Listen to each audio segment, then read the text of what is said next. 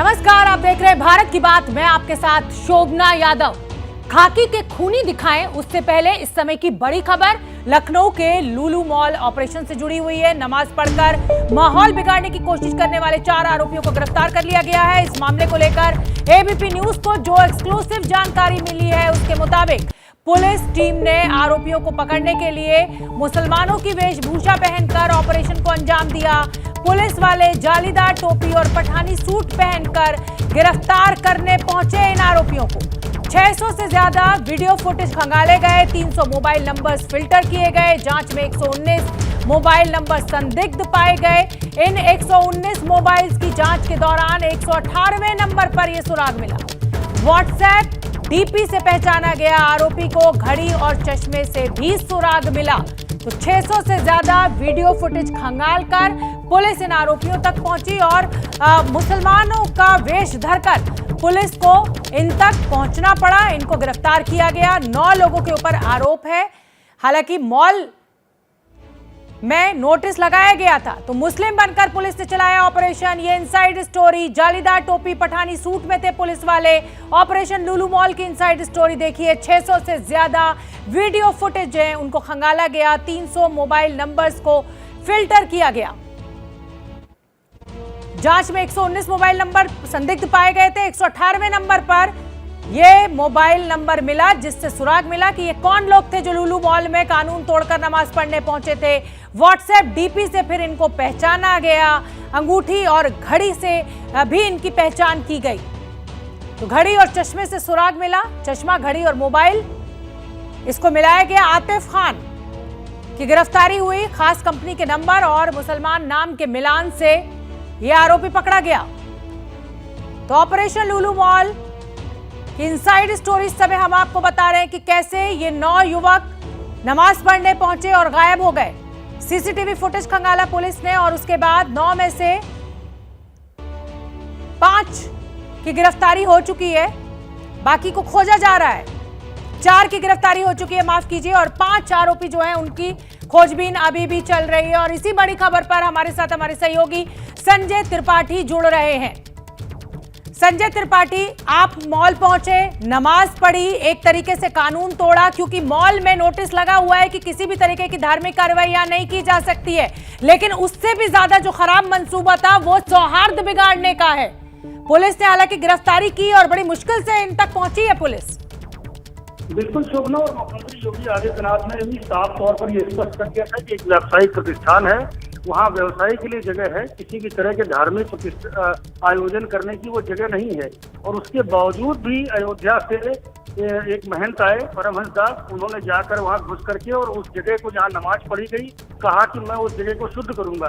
तो उनके तर्क में, उनके दावे में ये समझ में नहीं आता है जी। संजय त्रिपाठी, आपको रोक रही हूँ, इस समय की बड़ी खबर आ रही है और गिरफ्तार आरोपियों को 1 अगस्त तक जेल भेज दिया गया है। इस समय की बड़ी खबर, लुलु मॉल में जिन लोगों ने नमाज पढ़ी थी 9 लोग, उसमें से 4 को गिरफ्तार किया गया। उनको 1 अगस्त तक अब भेज दिया गया है रिमांड पर। और पुलिस को जालीदार टोपी और पठानी सूट पहनकर पहुंचना पड़ा इनकी गिरफ्तारी के लिए। तो बड़ी खबर इस समय की यही है कि नमाज के आरोपियों को 1 अगस्त तक जेल भेजा गया। हरियाणा में डीएसपी सुरेंद्र सिंह हत्याकांड में एक आरोपी की गिरफ्तारी हो गई है।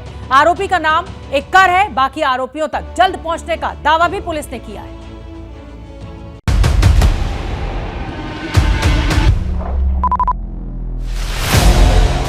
हरियाणा के नूंह जिले में ठीक इसी जगह डीएसपी सुरेंद्र सिंह बिश्नोई का अवैध खनन माफियों से आमना सामना हुआ।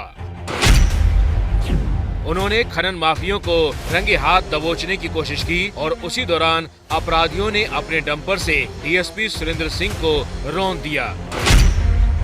आपको यहाँ की तस्वीरें दिखाते हैं किस तरह से यहाँ पर ये आप अवैध पत्थर, जो इलीगल माइनिंग का काम होता है, वो पत्थर किस तरह से यहाँ पर पड़े हुए हैं। यहाँ पर आप देख सकते हैं किस तरह से ये खून के धब्बे डीएसपी सुरेंद्र कुमार के ये यहाँ पर मौजूद है। और इसके साथ साथ आपको आगे की भी तस्वीरें दिखाते हैं किस तरह से यहाँ पर पत्थर भी भारी संख्या में यहाँ पर मौजूद है। जब डीएसपी ने उन्हें रोकने की कोशिश की तो यहाँ की बगल की तस्वीरें भी दिखाते हैं किस तरह से यहाँ पर अवैध माइनिंग का कारोबार होता है। यहाँ पर आप देख सकते हैं किस तरह से जो पत्थरों को काट काट कर इसकी अवैध तरीके से यहाँ पर माइनिंग की जाती है।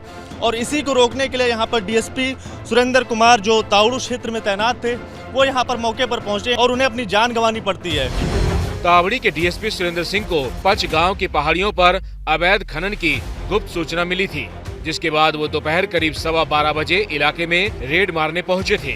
खनन माफियों के जिस डंपर ने डीएसपी सुरेंद्र सिंह को कुचला, उस डंपर को अपनी गाड़ी अड़ाकर उन्होंने रोक लिया था। गाड़ी से डीएसपी जैसे ही नीचे उतरे, उसी वक्त ड्राइवर ने डंपर उन पर चढ़ा दिया। डीएसपी सुरेंद्र सिंह बिश्नोई हिसार के रहने वाले थे। 1994 में बतौर एएसआई हरियाणा पुलिस सेवा उन्होंने ज्वाइन की थी। इसी साल 31 अक्टूबर को पुलिस सेवा से रिटायर होने वाले थे। सुरेंद्र सिंह के परिवार में पत्नी के अलावा 2 बच्चे हैं। बेटी बेंगलुरु में बैंक अधिकारी है तो बेटा कनाडा में पढ़ाई कर रहा है। हरियाणा के गृह मंत्री अनिल विज भी डीएसपी सुरेंद्र सिंह के हत्यारों समेत हर अवैध खनन माफिया पर सख्त एक्शन की बात कह रहे हैं। सख्त कार्रवाई करने के मैंने आदेश जारी कर दिए हैं, चाहे जितनी भी पुलिस लगानी पड़े, जितनी भी फोर्स बुलानी पड़े, आसपास के जिलों की बुलानी पड़े, हम पूरी कार्रवाई करेंगे और किसी को भी हम बख्शेंगे नहीं। सेना भर्ती की अग्निपथ योजना से जुड़े नए विवाद ने तूल पकड़ लिया, जब बिहार में बीजेपी की सहयोगी जेडीयू ने अग्निवीरों की भर्ती में जाति प्रमाण पत्र मांगे जाने पर सवाल उठाए। शुरुआत तेजस्वी यादव के ट्वीट से हुई, जिसके बाद कांग्रेस और आम आदमी पार्टी ने भी केंद्र सरकार को निशाने पर लिया। बीजेपी कह रही है कि विपक्ष के आरोप बेबुनियाद हैं। सेना में तो कुछ ऐसा है नहीं, वहाँ तो कोई रिजर्वेशन जैसा कुछ भी नहीं है, तो उस परिस्थिति में फिर जात जानने का क्या औचित्य हो सकता है?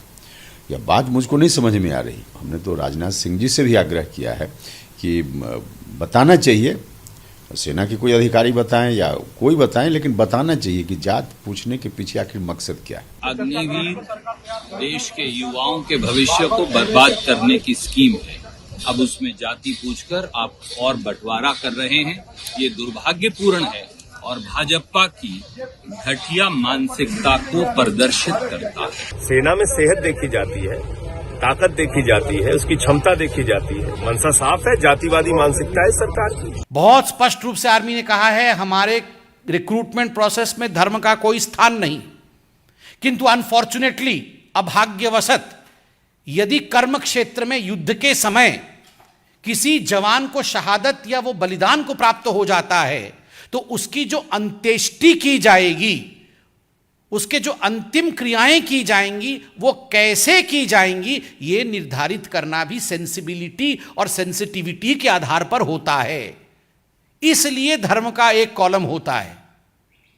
उसके बावजूद ये जानते हुए संजय सिंह और आम आदमी पार्टी और कुछ और नेताओं ने जिस प्रकार का सवाल उठाया है, यह कुलछित सवाल है, यह मन को कष्ट देने वाला सवाल।